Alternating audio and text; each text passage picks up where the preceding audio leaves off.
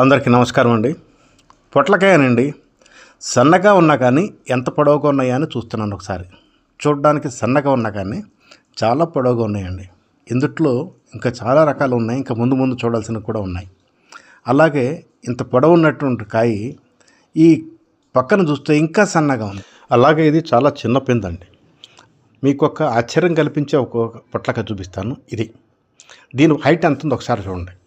దాదాపు 6 అడుగులు ఉన్నంట నాకంటే చాలా హైట్గా ఉండి కిందకు చూస్తే నేల కంటుకుపోయింది.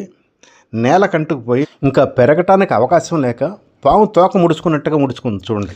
అందుకేనండి ఈ తోటను చూడటానికి చాలామంది వచ్చారు. ఆశ్చర్యంగా ఉంది అందరికీ. ఎలా పెంచారు, ఏం వేశారు, ఏ రకంగా జాగ్రత్తలు తీసుకుంటున్నారన్నీ కూడా వాళ్ళని అడిగి తర్వాత ఫుల్ వీడియోలో డీటెయిల్గా మీకు అందరికీ చెప్తాను.